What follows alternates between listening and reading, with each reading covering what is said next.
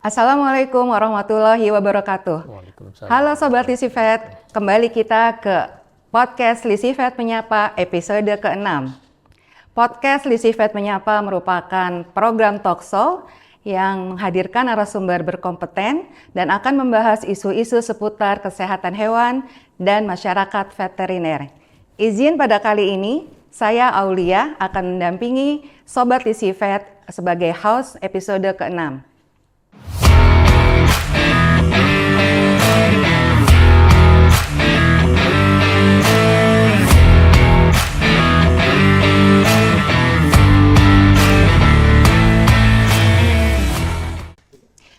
Sobat Lisivet, kali ini podcast Lisivet Menyapa mengangkat tema dari standarisasi menuju ke modernisasi, perubahan besar di lingkup Kementerian Pertanian. Selama beberapa menit ke depan kita akan membahas perubahan-perubahan yang terjadi di lingkup Kementerian Pertanian, baik dari struktur organisasi maupun tugas dan fungsi dari Kementerian Pertanian, khususnya ada lembaga baru yang terbentuk yaitu Badan Perakitan dan Modernisasi Pertanian.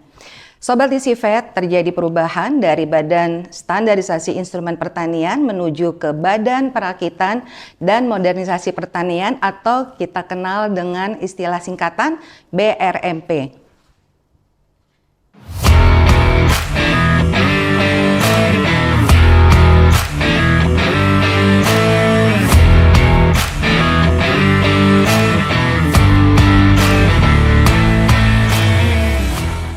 Untuk membahas tema tadi telah hadir bersama kami di sini Bapak Kepala Balai Besar Perakitan dan Modernisasi Veteriner, Bapak Dr. Insinyur Ferry Fahrudin Munir, Magister Science, IPU ASEAN Engineering, yang akan mendampingi Sobat Lisivet untuk menjelaskan seputar TUSI baru BRMP Veteriner.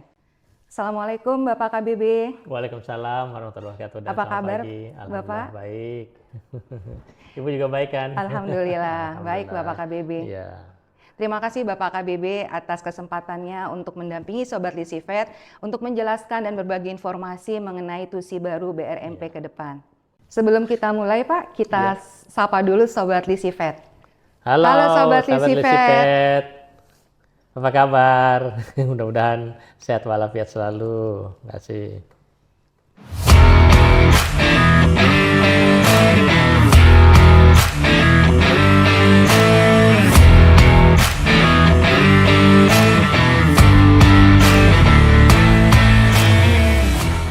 Langsung saja Pak, mungkin saat ini masyarakat luas belum banyak yang mengetahui kapan sebenarnya BRMP dan BRMP Veteriner berdiri atau terbentuk sesuai dengan aturan Pak. Oke, makasih Bu Aulia. Jadi ini kan sebelumnya kan BSIP atau Badan Standarisasi Instrumen Pertanian gitu.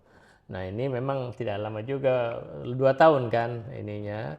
Dan sekarang karena untuk peningkatan kapasitas terutama dalam hal percepatan pembangunan pertanian yang dibutuhkan juga inovasi-inovasi teknologi sehingga memang perlu jadi perubahan lagi organisasi kita menjadi Badan Perakitan dan Modernisasi Pertanian, Kementerian Pertanian. Nah itu berdasarkan Perpres nomor 192 bulan Oktober 2024 gitu.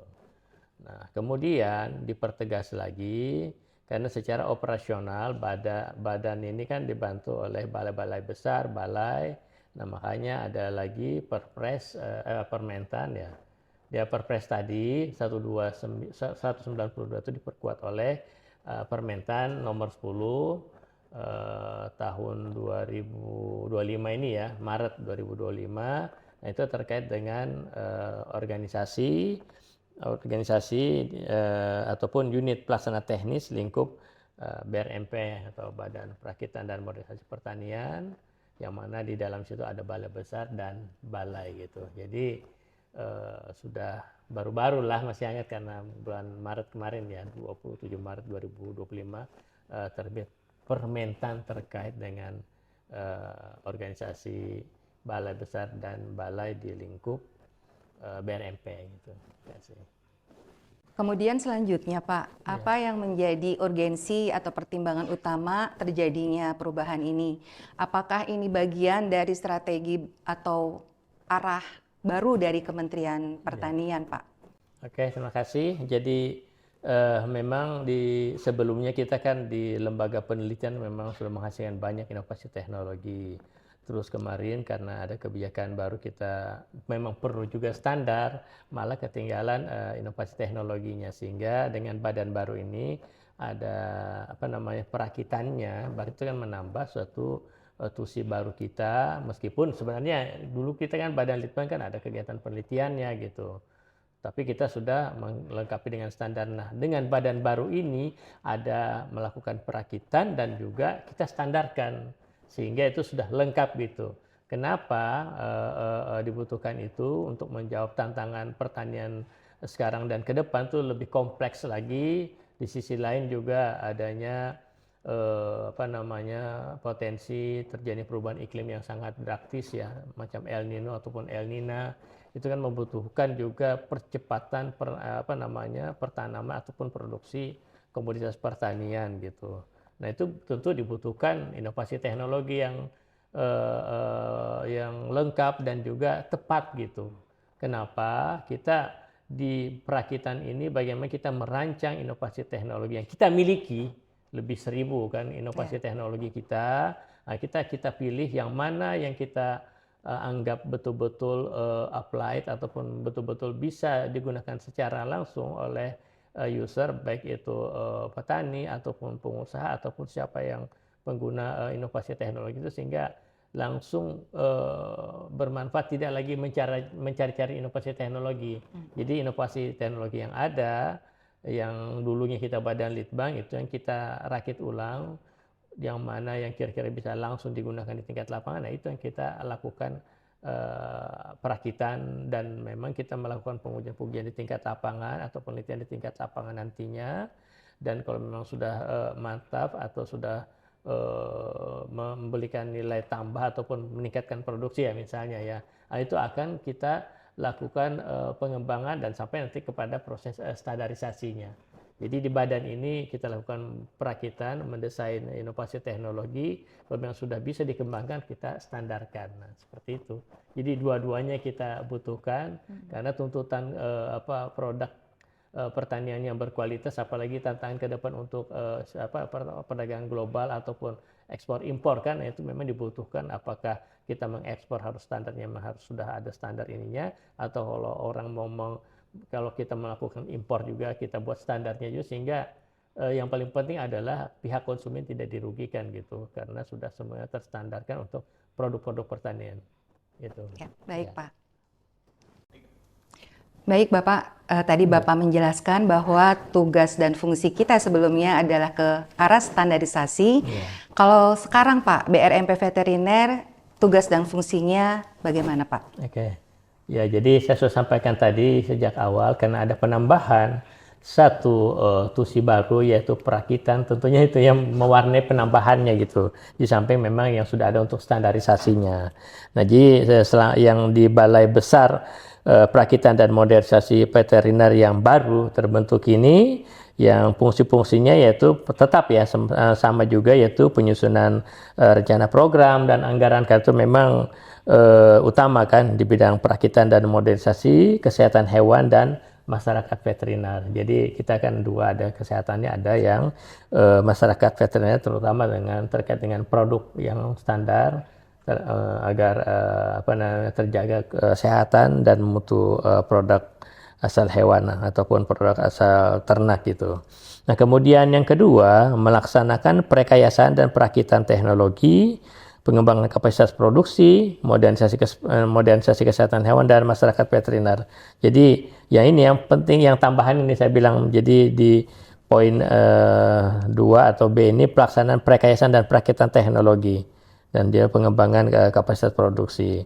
Kemudian yang C atau yang ketiga, pelaksanaan analisis dan pengujian teknologi di bidang perakitan dan modernisasi kesehatan hewan dan masyarakat veteriner. Jadi ini melakukan analisis dulu, baru dilakukan pengujian-pengujian.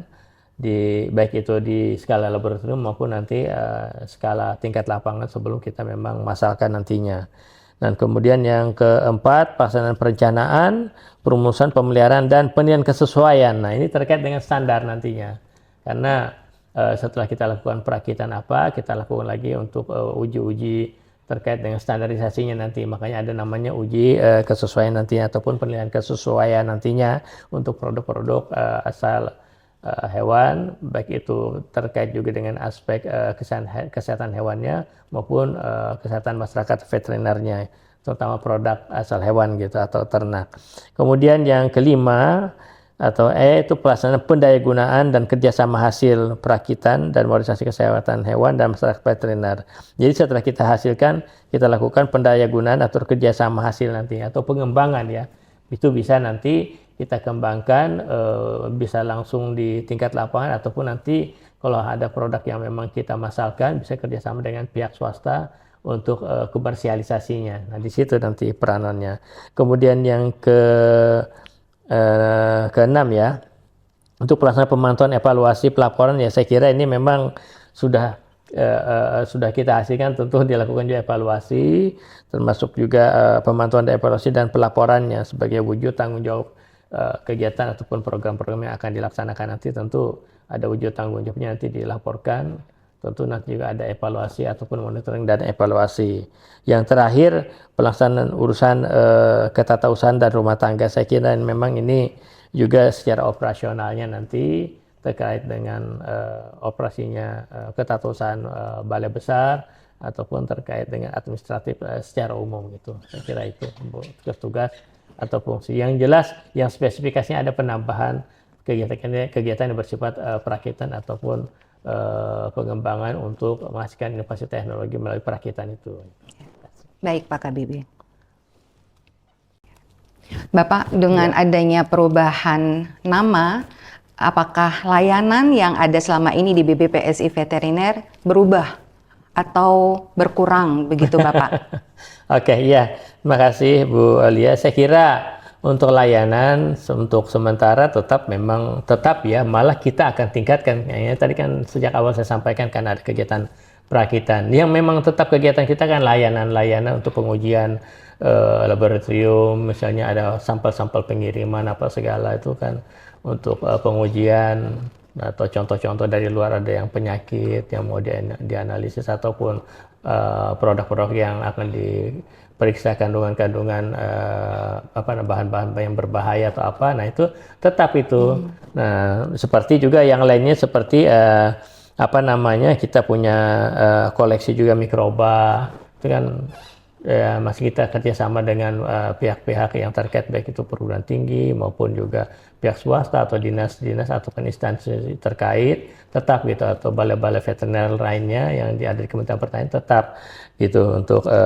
kerjasama koleksi mikroba, juga yang pengujian uji profesiensi karena memang ini juga tugas kita cek dulu, jasa perpustakaan. Kemudian yang ke depan yang paling penting adalah ya penambahan kegiatan perakitan itu sendiri. Itu kan sama dengan pengembangan nanti penelitian yang kita lakukan sebelumnya. Nah itu nanti kita akan rancang dalam bentuk perakitan, dan mungkin nanti bisa kita juga kerjasama dengan pihak perguruan tinggi atau lembaga-lembaga penelitian, termasuk nanti juga kalau ada hasil-hasil perakitan itu sendiri bisa dikembangkan juga termasuk untuk mahasiswa yang magang ataupun mahasiswa penelitian ataupun dosen-dosen penelitian ataupun lembaga penelitian yang lainnya yang kerjasama bisa saja nanti melakukan pengembangan, karena kita kan didukung oleh laboratorium kita yang cukup besar gitu. Di kantor kita ada mulai dari laboratorium ya, patologi, virologi, bakteriologi, mikologi, dan parasit dan toksi, Pak. Iya, parasit dan toksi gitu. Iya. Nah, jadi itu kita tetap maksimalkan gitu laboratorium kita. Malah ke depan kita sudah merancang juga, mudah-mudahan ya bisa melakukan pembaharuan untuk peralatan-peralatan kita. Kita bisa mungkin mengadakan lagi baru untuk mendukung tusi baru kita ini. Gitu. Baik, Bapak. Bapak, bagaimana dengan kolaborasi atau kerjasama dengan mitra BRMP ke depan, Pak? Misalnya dengan perguruan tinggi, dengan swasta, maupun dengan instansi lainnya. Oke.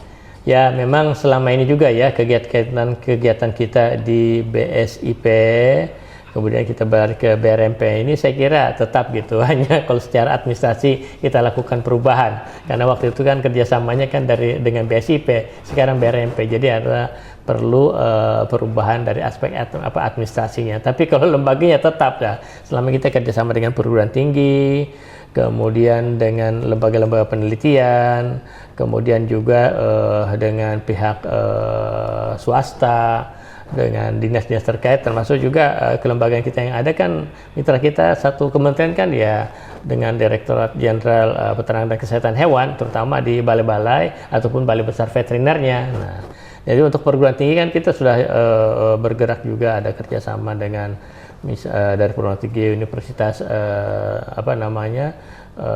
Brawijaya, Universitas Gajah Mada, IPB, kemudian Universitas Airlangga, ada Pak? Iya, Airlangga ya, Surabaya, ITERA, Bakri ya, juga, Universitas Bakri dan Universitas Hasanuddin, dan beberapa perguruan tinggi lainnya ya. Itu sudah tetap berlanjut, hanya secara administrasi kita akan melakukan perbaikan sesuai dengan kelembagaannya, tapi kalau kerjasama saya kira tetap berlanjut, malah kita akan tingkatkan gitu. Apalagi ada tusi tambahan atau tusi baru terkait dengan perakitan atau perancangan untuk menghasilkan inovasi teknologi yang sudah mapan atau siap digunakan ya, saya kira itu lebih bagus lagi. Nah, selama ini kita kan juga kerjasama dengan lembaga penelitian, khususnya Badan Riset Nasional ya, Inovasi Nasional atau BRIN ya. Kita juga ada beberapa teman-teman yang dulunya mantan peneliti di sini ya, kita tetap jalin kerjasama juga itu untuk memperkuat atau juga jalin kerjasama ini untuk menghasilkan inovasi-inovasi terkait dengan kesehatan hewan ataupun terkait dengan masyarakat veteriner, terkait dengan produk-produk asal hewan ataupun ternak itu terus kita kembangkan. Kemudian kita juga melakukan kerjasama dengan balai ataupun balai besar veteran yang ada dari Ditjen PKH itu kan juga baik itu kerjasama untuk pengujian, pelatihan, maupun juga untuk sharing mikroba kan kita bisa lakukan gitu. Termasuk tadi dengan perguruan tinggi kan baik kita ini kan. Nah, lembaga yang lebih spesifik lagi dengan kerjasama kita dengan Rumah Sakit Angkatan Darat ya. Itu terkait dengan mikroba yang kira-kira berbahaya ataupun mikroba patogen tapi dia zoonosis gitu. Jadi menyerang di hewan, manusia juga. Makanya kita sudah tetap jalan ini dengan Rumah Sakit Angkatan Darat gitu. Nah, yang lebih untuk mengarah kepada pengembangan atau komersialisasi, kita juga sudah kerjasama dengan pihak swasta gitu, seperti PT Kapri Parmindo ya, kemudian PT Swadesi ataupun perusahaan-perusahaan lainnya nanti ke depannya tidak menutup kemungkinan nantinya, karena dengan perakitan ini kan kita akan mengalir nanti gitu semua inovasi teknologi yang kita miliki di Balai Besar Veteriner yang sebelumnya. Nah, di BRMP Veteriner nanti ini tentu kita akan kembangkan lagi gitu, terutama inovasi teknologi yang siap digunakan dan siap dikembangkan di tingkat lapangan nantinya gitu. Terima kasih. Baik Bapak. Apa yang menjadi tantangan terbesar Pak dari perubahan ini yang akan dihadapi oleh BRMP Veteriner Pak? Oke, terima kasih Bu Alia. Jadi namanya lembaga baru kan pasti ada namanya penyesuaian-penyesuaian. Tentu itu kan tantangan juga untuk bagaimana melakukan percepatan penyesuaian itu gitu. Dan kita kan sudah memang mengantisipasi, karena untuk terkait khususnya yang ada tambahan, kalau yang standarisasi kan sudah ongoing ya, ataupun sudah kita laksanakan sudah selama 2 tahun ini kan sudah cukup masif gitu. Banyak kita menghasilkan SNI, bahkan kita sudah menyiapkan untuk menghasilkan LS Pro-nya terkait dengan LS Pro Veteriner ya. Nah, itu sudah untuk standar. Nah, yang ada tambahan ini kan memang yang tertantang buat kita adalah perakitan ini. Tapi kalau kita tarik ke belakang, jangan ambil yang periodenya BSIP, ambil periodenya waktu lembaga penelitian ataupun Balai Besar Veteriner, kan kita banyak menghasilkan inovasi teknologi. Nah, tentunya kita coba memulai lagi gitu untuk terkait dengan perakitan itu sendiri. Tentu perlu waktu gitu. Di sisi lain memang dengan keterbatasan sumber daya manusia kita terus meningkatkan. Alhamdulillah juga kita setiap tahun juga ada ketambahan tenaga, baik itu pengangkatan tenaga baru maupun ada yang mutasi pindahan dari luar yang masuk ke kita. Kemudian di samping itu juga untuk penyesuaian terutama untuk kegiatan bersifat perakitan. Nah, nanti mungkin kita didukung oleh juga fungsional. Di samping sudah ASTA kita sudah ada analisis standar, pejabat fungsional analisis standar. Kemudian kita didukung nanti juga fungsional prekayasa gitu kan terkait dengan perakitan nantinya.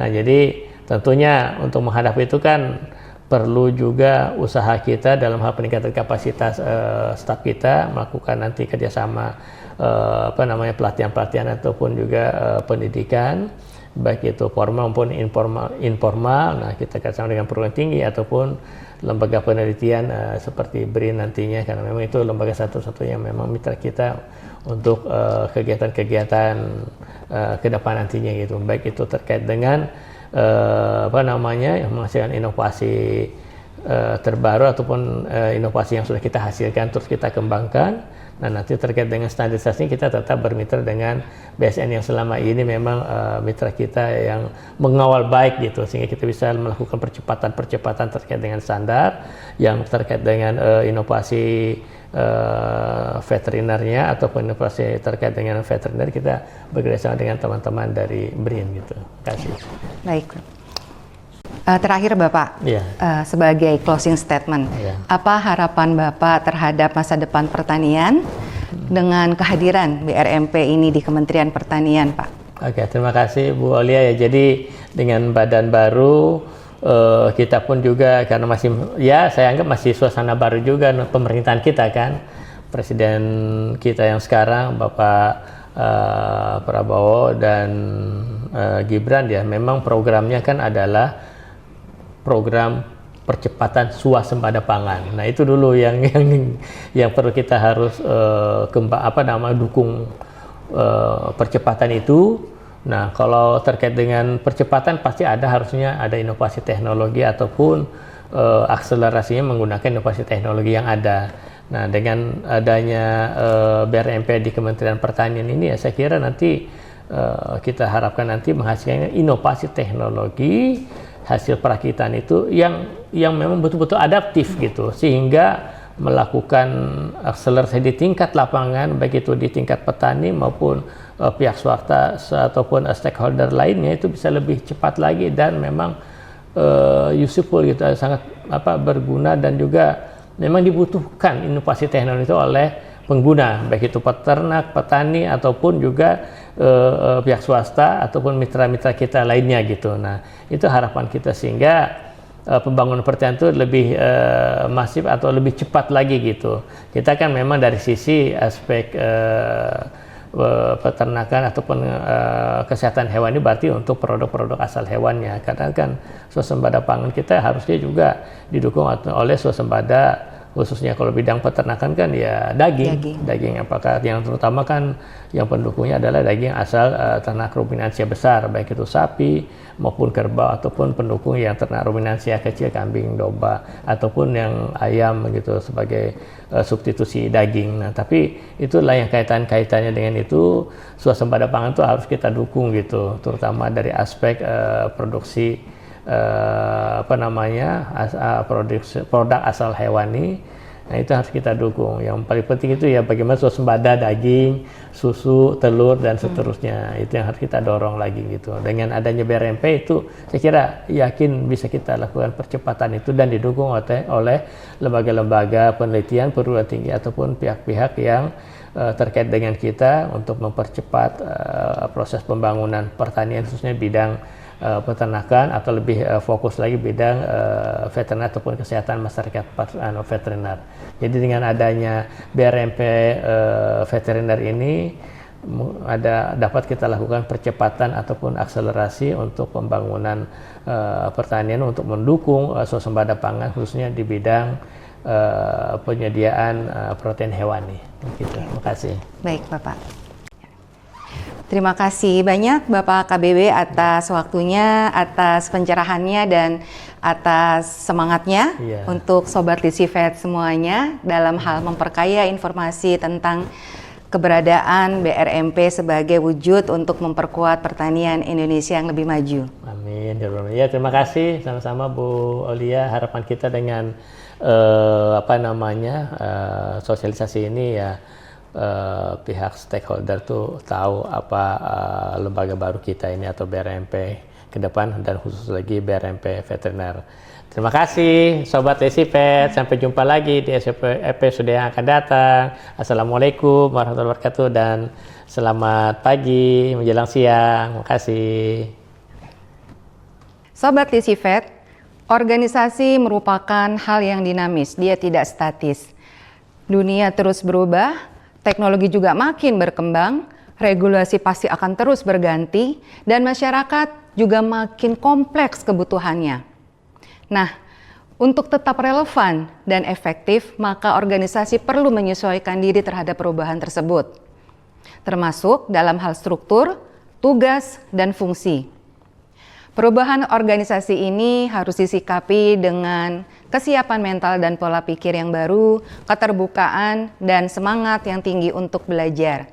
Karena pada akhirnya, perubahan adalah bagian dari pertumbuhan. Jangan lupa follow podcast LisiVet Menyapa agar tidak ketinggalan informasi berikutnya, dan klik tombol like dan subscribe, dan komen-komen juga ya apabila ada saran dan pertanyaan. Sampai ketemu di episode berikutnya. Dadah!